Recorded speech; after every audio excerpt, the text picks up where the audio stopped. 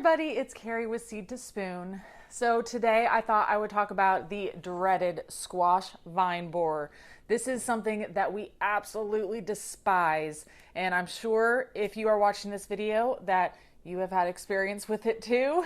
So today I thought we would talk a little bit about tips and tricks for both preventing the squash vine borer and how to go about helping once you have an issue.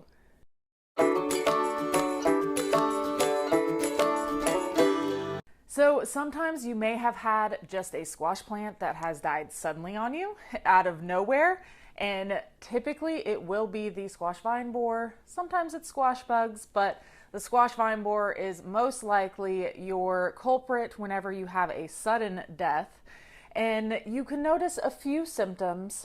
First of all, whenever you look at your plants, if you look at the base of the stem, you'll see it starts to ooze and look really gross. And sometimes you'll see the caterpillar, which is the larva of the squash vine borer moth. So that's really what you're looking for, is damage at the base of the stem of your squash plant. And that will definitely tell you you have an issue. So first of all, let's talk about a few tips to go about preventing this from happening first. So we do a lot of companion planting. And what I mean by companion planting, I put a lot of various plants around my squash plant to try and repel the squash vine borer moth from, first of all, wanting to lay their eggs down there, or just the scents repel them and they don't notice that there's a squash plant there. So I use a lot of plants to my benefit whenever I am outside and I'm planning out my garden for where my squashes are going to go.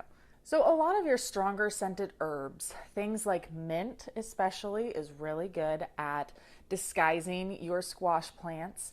And I will say too, unless you want the mint to take over your pot or that area, it is good to put mint into its own little container.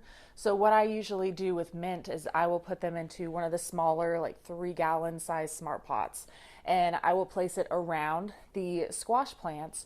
So that way it takes over that one pot that it's in, but it won't take over the entire area that it is.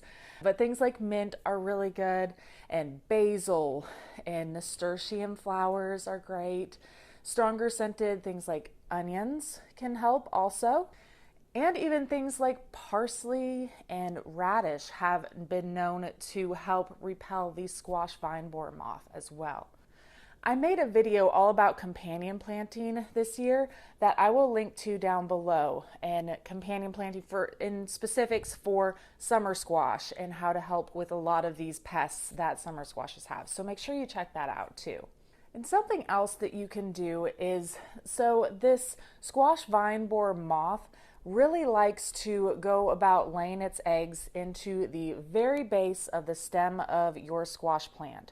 So something you can do to prevent this from happening is, as your squash plant is growing, you can place some aluminum foil down at the very base of the plant and start wrapping up, and wrap up a few inches so that way the squash vine borer moth doesn't want to lay its eggs, and that way it won't get an established larva in there, which is what will ultimately destroy your plant. So you can put some aluminum foil around the base of your plant, and that should definitely be helpful. Other tricks along that same line as the aluminum foil is taking like a soda bottle can or a water bottle, something like that, and cutting the top off of it and then placing it at the base of the plant. And again, it's so the squash vine borer moth can't really get to that stem down there at the bottom. So your plant will grow up and through the inside of this bottle, and the base of the plant will be protected from the moth being able to lay its eggs. And something else you can do is to place any sort of insect netting over top of your plants. We really like just building our very own, and we do like a PVC pipe, do-it-yourself system where we put these over our raised beds, and then we can place either plastic sheeting in the winter or insect netting in the summer, and that way we always have some sort of structure that we can protect our plants from. But if you are going to use some sort of insect netting, you do want to make sure that once your squash is flowering that you remove this, or else your flowers won't get pollinated, and then you won't get any fruit. So there's no purpose for that. So you want to make sure that if you are doing this, that's only for the beginning. Once you start flowering, remove that. BTK is something else that can be effective against caterpillars. It is BTK caterpillar killer, and it is all organic, and this can be helpful against the larva. So this will be good once the squash vine borer does lay its eggs and you have a caterpillar in there. You can use some BTK to kill it, and hopefully it won't be too late. And also there have been preventative uses of BTK too. So you can pull this up in like a syringe and inject it into your stem, which whenever the squash vine borer lays its eggs, it will die immediately after going in. You can also put some BTK just around that base of the plant too, and that has been shown to be effective as well if the squash vine borer moth does decide to lay their eggs there.